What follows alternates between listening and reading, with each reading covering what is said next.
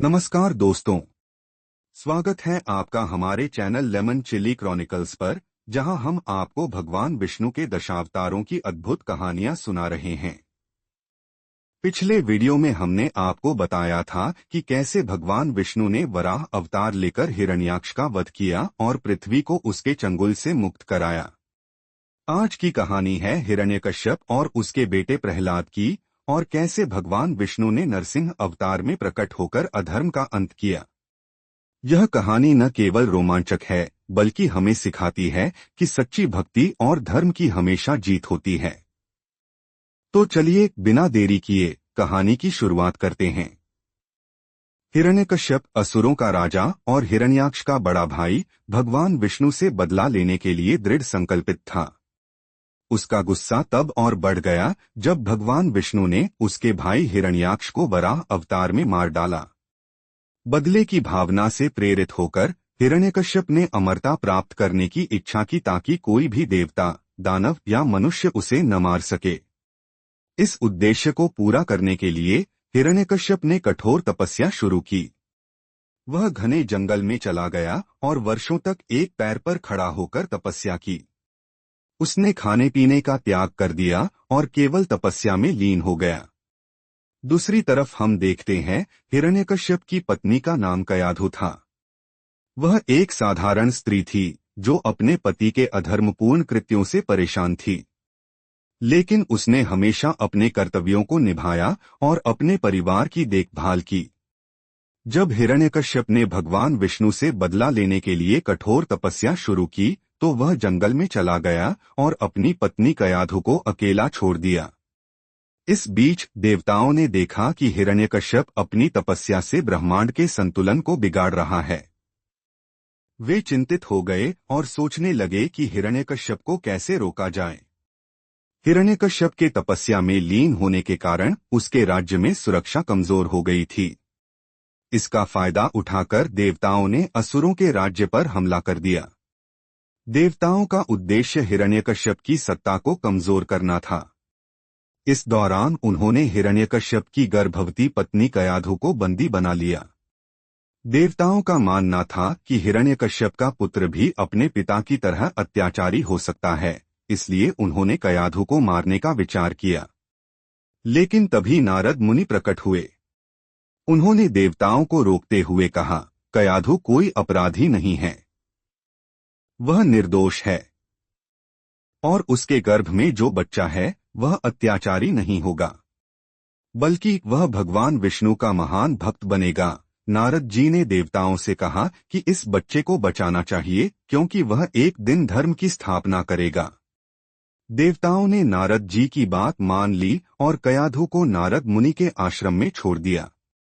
वहां नारद जी ने कयाधु को अपने संरक्षण में ले लिया। नारद मुनि ने कयाधु को अपने आश्रम में रहने के दौरान भगवान विष्णु की महिमा सुनाई। उन्होंने कयाधु को विष्णु भगवान के गुणों और उनकी लीलाओं के बारे में बताया। नारद जी ने उन्हें समझाया कि भगवान विष्णु ही ब्रह्मांड के पालक हैं और वे अपने भक्तों की हमेशा रक्षा करते हैं। कयाधु ने बड़े ध्यान से नारद जी की बातों को सुना। यही नहीं, जब कयाधु ने भगवान विष्णु की कथा सुनी तो उसके गर्भ में पल रहे बालक ने भी उन बातों को आत्मसात किया। नारद मुनि की कहानियों और उपदेशों ने गर्भ में पल रहे बच्चे पर गहरा प्रभाव डाला। कयाधु ने नारद जी के आश्रम में रहते हुए भगवान विष्णु की महिमा को आत्मसात किया। जब उसका बेटा प्रहलाद जन्मा तो वह पहले से ही भगवान विष्णु का अनन्य भक्त था। यह नारद जी के उपदेशों और कयाधु की भक्ति का ही प्रभाव था कि प्रहलाद बचपन से ही भगवान विष्णु के प्रति गहरी आस्था रखने लगा। और हिरण्यकश्यप तपस्या इतनी कठिन थी कि उसके शरीर में केवल हड्डियां बच गईं, मांस और त्वचा धीरे धीरे गल गए। हिरण्यकश्यप की तपस्या ने तीनों लोगों को हिलाकर रख दिया।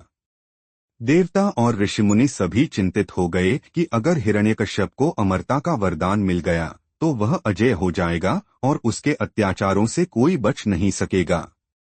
हिरण्यकश्यप की तपस्या से प्रभावित होकर भगवान ब्रह्मा ने उसके सामने प्रकट होकर उसे वरदान देने का निर्णय लिया।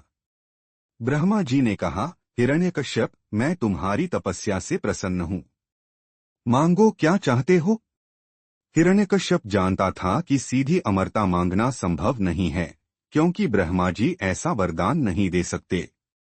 इसलिए उसने बड़ी चतुराई से ऐसा वरदान मांगा जो उसे अमरता के करीब ले जाए।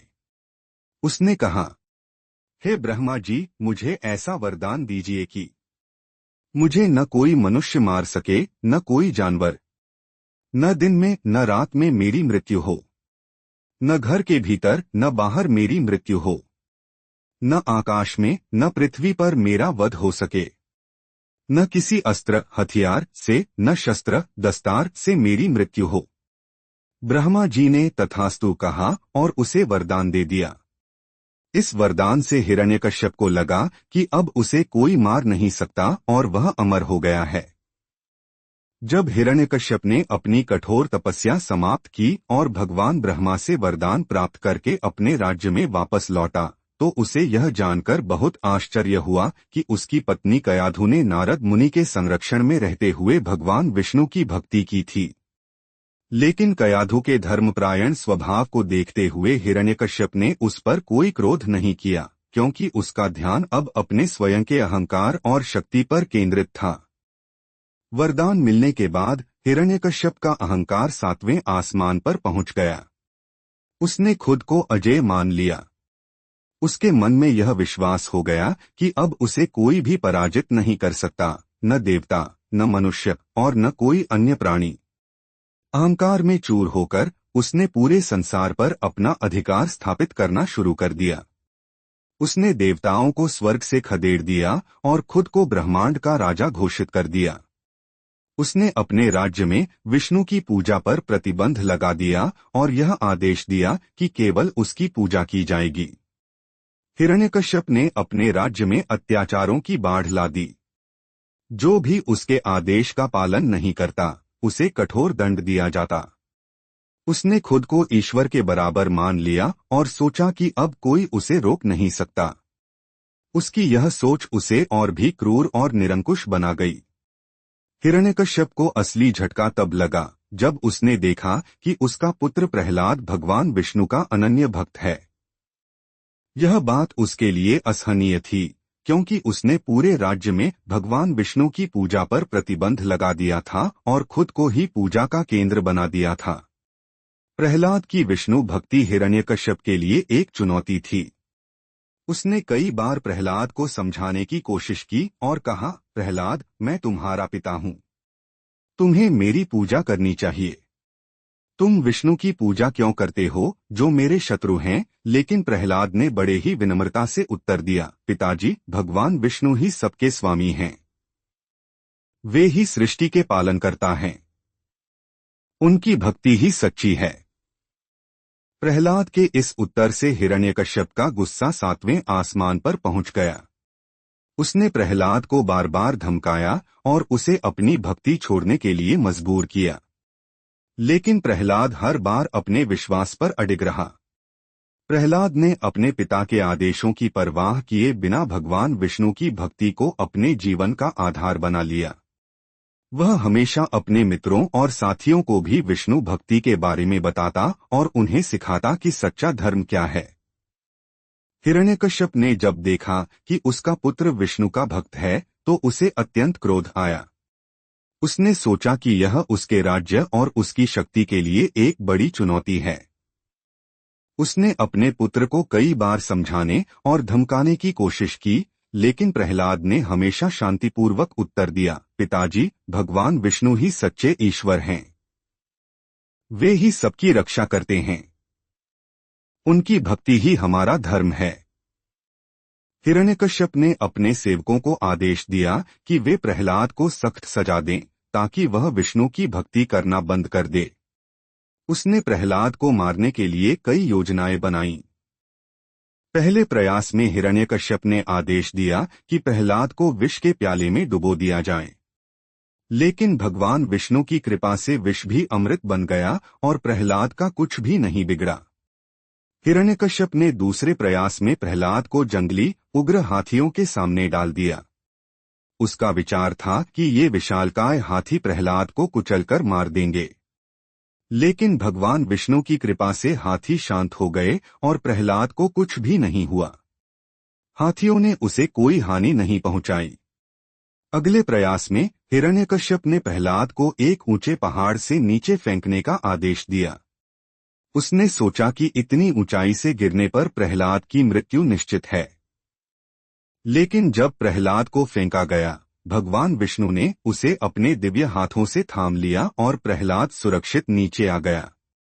प्रहलाद की भक्ति ने उसे फिर से बचा लिया। हिरण्यकश्यप ने इस बार अपनी बहन होलिका को बुलाया, जिसके पास एक वरदान था कि आग उसे जला नहीं सकती। उसने होलिका से कहा कि वह प्रहलाद को अपनी गोद में लेकर आग में बैठे ताकि प्रहलाद जलकर मर जाए। होलिका ने प्रहलाद को अपनी गोद में लिया और आग में बैठ गई। लेकिन भगवान विष्णु की कृपा से होलिका खुद जलकर भस्म हो गई और प्रहलाद सुरक्षित बाहर आ गया। हिरण्यकश्यप ने प्रहलाद को जहरीले सांपों के बीच डालने का भी प्रयास किया। उसने सोचा कि ये विषधर सांप प्रहलाद को डसकर मार देंगे। लेकिन सांपों ने भी प्रहलाद को नहीं डसा और वह बिना किसी हानि के बच गया। हिरण्यकश्यप ने एक और क्रूर प्रयास में प्रहलाद को लोहे की सलाखों से बांधकर समुद्र में फेंकने का आदेश दिया। लेकिन प्रहलाद ने भगवान विष्णु का नाम लिया और विष्णु की कृपा से वह समुद्र में भी सुरक्षित रहा।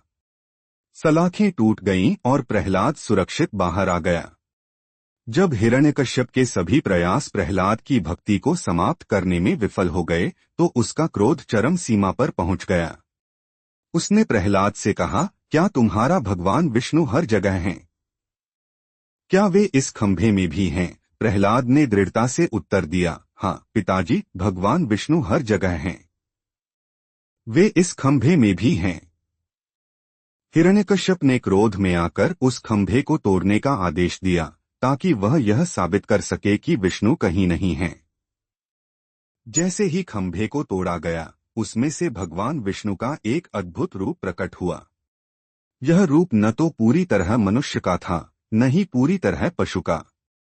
यह था भगवान का नरसिंह अवतार, जिसमें भगवान विष्णु ने आधे नर मनुष्य और आधे सिंह शेर का रूप धारण किया। नरसिंह अवतार में भगवान विष्णु ने सिंह का सिर और मनुष्य का धड़ धारण किया था।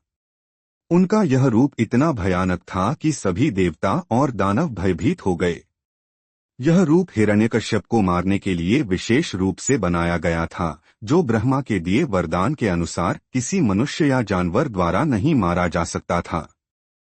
हिरण्यकश्यप ने नरसिंह को देखकर क्रोध और भय दोनों का अनुभव किया। उसने अपनी तलवार उठाई और नरसिंह पर हमला करने की कोशिश की, लेकिन वह असफल रहा। भगवान नरसिंह ने हिरण्यकश्यप को पकड़ लिया और उसे अपने सिंह जैसे पंजों से उठाकर अपने गोद में बिठा लिया। यह दृश्य दिन और रात के संधि समय का था, जब न तो पूर्ण दिन था और न ही पूर्ण रात।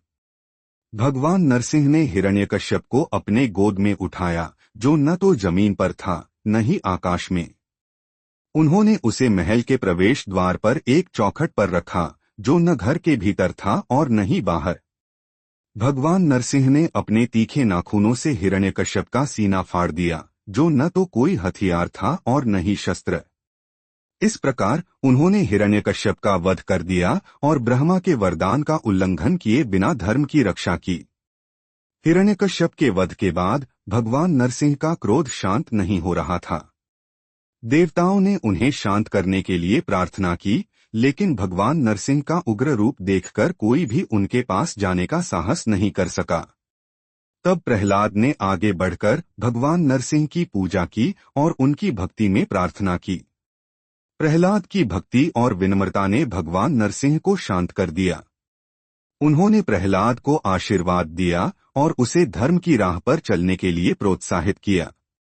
देवताओं ने भी प्रहलाद की भक्ति और भगवान विष्णु की कृपा का सम्मान किया। निष्कर्ष: इस प्रकार भगवान विष्णु ने अपने नरसिंह अवतार में हिरण्यकश्यप के अत्याचार का अंत किया और धर्म की स्थापना की। यह घटना यह सिखाती है कि कोई भी अधर्मी, चाहे वह कितना भी शक्तिशाली क्यों न हो, भगवान की शक्ति और धर्म के आगे टिक नहीं सकता। सत्य और भक्ति की हमेशा जीत होती है। इस कहानी का अंत हमें यह याद दिलाता है कि भगवान हमेशा अपने भक्तों की रक्षा करते हैं और अधर्म का अंत करते हैं। प्रहलाद की भक्ति और भगवान नरसिंह का प्रकट होना इस बात का साक्ष्य है कि धर्म और सत्य की विजय निश्चित है। तो दोस्तों, यह थी नरसिंह अवतार की अद्भुत कहानी। कैसे भगवान विष्णु ने अपने भक्त प्रहलाद की रक्षा के लिए हिरण्यकश्यप का अंत किया और धर्म की स्थापना की। अगर आपको यह कहानी पसंद आई हो तो लाइक करें और अपनी प्रतिक्रिया कमेंट में जरूर बताएं। अब एक सवाल आपके लिए, क्या आप जानते हैं नरसिंह अवतार के बाद भगवान विष्णु का अगला अवतार कौन सा है? अपने जवाब हमें कमेंट्स में लिखकर बताएं। अगर आप हमारी अगली वीडियो में भगवान विष्णु के अगले अवतार की कहानी जानना चाहते हैं तो हमारे चैनल को सब्सक्राइब करें और बेल आइकन को दबाएं ताकि आपको हमारी अगली वीडियो का नोटिफिकेशन मिल सके। आपका समय देने के लिए धन्यवाद। अगले वीडियो में फिर मिलेंगे एक और रोचक कहानी के साथ। तब तक के लिए जय श्री हरि।